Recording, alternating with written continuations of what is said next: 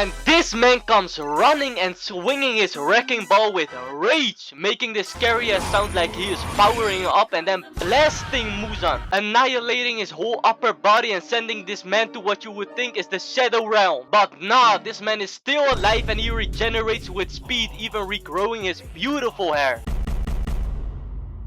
Today we're talking about some characters who just keep escaping death. These are some stubborn characters. No matter what happens, they refuse to die. I got some good shit lined up for y'all. So without wasting any more time, let's get into it! Okay, we're starting with this man Akaza. So Akaza pulls up on Tanjiro and Kyojuro just after they finish their fight against another demon. And without saying a word, he speed blitzes straight for Tanjiro like he owes him rent, ready to send him a one-way ticket to the afterlife. But Kyojuro saves him by slicing Akaza's arm in half, but he just heals with no problem. Then these two get into this long and boring ass conversation, and we ain't here for that. So we're going to skip to where shit gets interesting. Now Kyojuro is all beaten up and is about to throw his last big attack, and look at this man's aura. Even Akaza's about to bust seeing that shit. Kyojuro is about to go for the attack and he is looking like he opened the 8 inner gates, running into Akaza and slicing his arm again. Then he pulls his sword out and goes for the neck, but Akaza blocks it, making the sword go in his torso. But that's no problem for Kyojuro because he just turns the direction, slicing his torso in half. And then Akaza just went for the kill after seeing how serious it got. However, Kyojuro isn't defeated yet and he goes for the neck with a single arm, putting all his power into it. Then Akaza tries to stop him by throwing a haymaker, but Kyojuro stops him with a single arm, making Akaza look all shocked.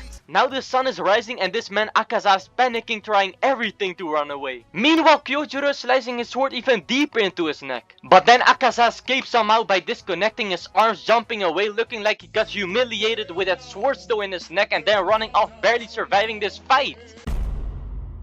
Okay, so Gyu and Tanjiro are fighting Akaza this time, and it wasn't looking good for them at all until Tanjiro was starting to use the transparent world and erasing his fighting spirit. Tanjiro became so dangerous using that shit that even Akaza's instincts were telling him that he needs to kill him effective immediately. But Akaza couldn't do shit when fighting Tanjiro. He was just standing, looking at him, waiting for the attack, and before he knew it, his neck got cut so smoothly. Now you would think he is dead, right? But no, he is fighting without his head, and while fighting he even was regrowing that shit. Now there was no stopping him and he was ready to murder these two, but after some reflecting on his life, he started throwing these devious punches onto himself. But guess what? He regenerates again. However, after talking to his girl, he magically just turns to dust as if Thanos snapped his fingers.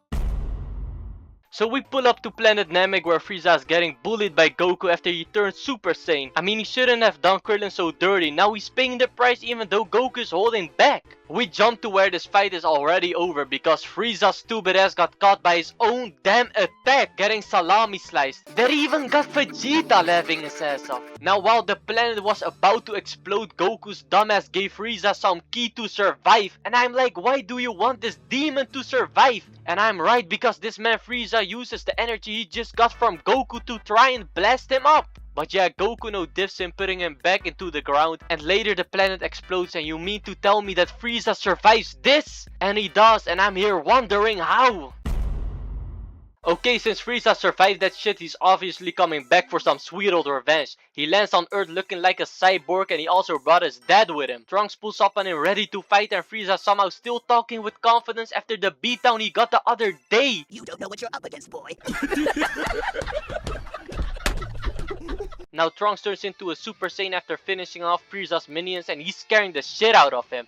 So Frieza goes for the overkill, creating this massive energy ball and throws it at Trunks, but he just picks that up, smiling and all like it's nothing. But Frieza throws this small attack that activates that massive energy ball, and it blows off, making him think Trunks is dead. But Trunks wasn't planning on dying before taking his ass, so he pulls up behind him ready to cut him in pieces, and oh, he did. He even incinerates that shit to make sure he's never coming back alive. But shit, as you know, he still comes back alive.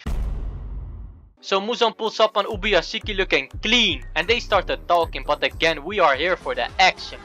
Now Muzan is ready to kill him, but as he goes for the kill, the whole house explodes because Ubuyashiki's smartass planted the whole house with bombs trying to take Muzan out with him. And that shit got Muzan flying, his whole body torn apart, and he starts regenerating. And I understand that the sun can only kill him, but damn! There were even tiny spikes in that explosion, making it harder for Muzan to heal. After Muzan was fully regenerated, he was ready for round 2. So out of nowhere, these meatballs appear, which ends up penetrating Muzan from all sides. These spikes even have spikes in the spikes. Then Tamayo appears running her fist in Muzan's guts. And Muzan absorbed her fist, and she was hiding some drugs in that shit that could apparently turn demons into humans. Then Gyomei comes forth, making Muzan look all stressed. And this man comes running and swinging his wrecking ball with rage, making the scariest sound like he is powering up and then blasting Muzan, annihilating his whole upper body and sending this man to what you would think is the Shadow Realm. But nah, this man is still alive and he regenerates with speed, even regrowing his beautiful hair. He then attacks Gyomei with all these small as needles, and damn, look at how he defends himself against all that shit.